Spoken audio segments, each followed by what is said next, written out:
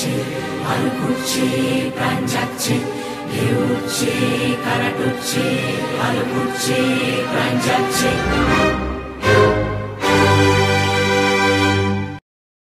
101 নম্বর ওয়ার্ডের যে জায়গায় আমরা দাঁড়িয়ে আছি সেই জায়গার মানুষদের থেকে একটু জেনে নেব, কি মনে হয় এখানে কি পরিবর্তন দরকার? হ্যাঁ, এখানে একটা পরিবর্তন দরকার। কেন? এখানে ধরুন দীর্ঘদিন ধরে এখানে একটা রাস্তার সমস্যা ছিল, এখানে আমাদের মসজিদের একটা সমস্যা রয়েছে, এখানে মসজিদের পুকুরের জলটা দীর্ঘদিন ধরে অপরিষ্কার রয়েছে, এখানে হাজার হাজার মানুষ সংখ্যালঘু অধ্যুষিত এলাকা সেক্টর বি, এখানে হাজার হাজার মানুষ এখানে এই মসজিদের পুকুরে স্নান করে উঠলে এখন তাদের গা হাত পা চুলকায়। কিন্তু এই ওয়ার্ডের কাউন্সিলর রিসেন্ট এসেছিলেন, আমরা তার কাছে বলেছি, আবেদন করেছি, তিনি আমাদের মসজিদের পুকুরের এই ব্যাপারটা প্রথমে দেখবেন বলেছেন।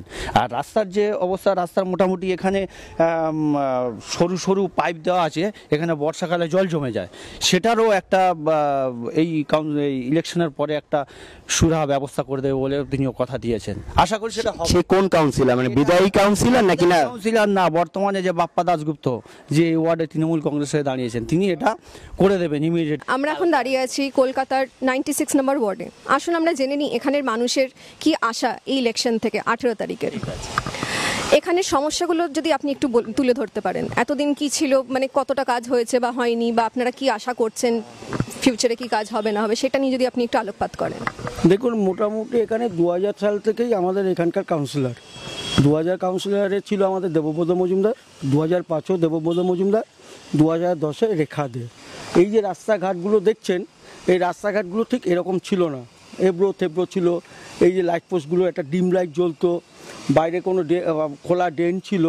তাই দেবব্রত মজুমদার আসার পর থেকে বিগত 15 বছর ধরে এই আমাদের তৃণমূলের কাউন্সিলর যে 3 জন ছিল, তাদের দৌলতে আমাদের এই রাস্তায় প্রচণ্ড উন্নতি হয়েছে। আমাদের কাজ চলছে সকাল থেকেই, আমরা সকাল 8টা থেকেই আমাদের প্রচারে রয়েছি। আমাদের একটা বড় র্যালি ছিল আমাদের এই 96 ওয়ার্ডে।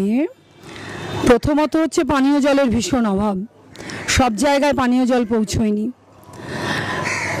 খুব যত তাড়াতাড়ি সম্ভব পানীয় জল পৌঁছে দেওয়া।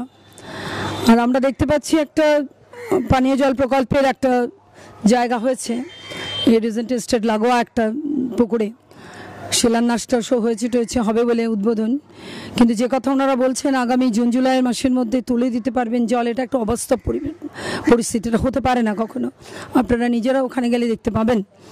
আমাদের অনেকগুলো পুকুর রয়েছে, সেই পুকুরগুলো এই ইমিডিয়েট পরিষ্কার করে সংস্কার করে এগুলোকে আবার নতুন করতে হবে। কারণ আপনারা জানেন পুকুরগুলো কিন্তু পরিবেশের জন্য ভীষণ জরুরি।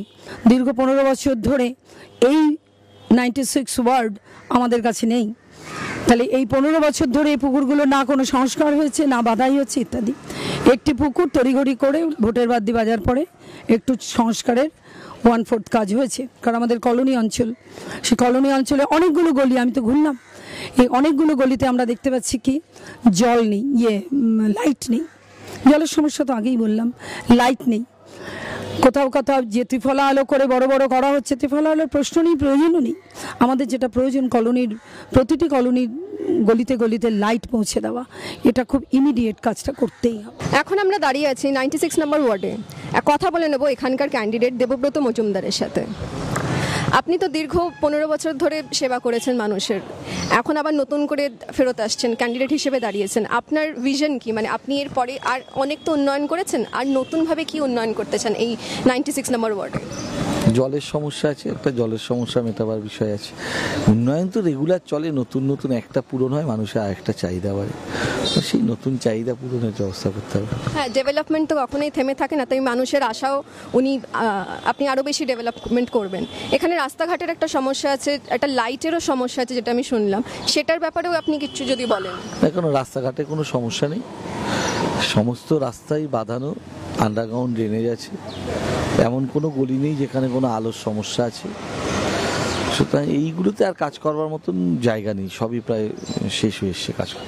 যে ক্যান্ডিডেট উনি দাবি করেছেন যে এখানে হয়তো শান্তিপূর্ণভাবে ইলেকশনের দিন নাও হতে পারে, সেই ব্যাপারে যদি আপনি একটু আলোকপাত করেন।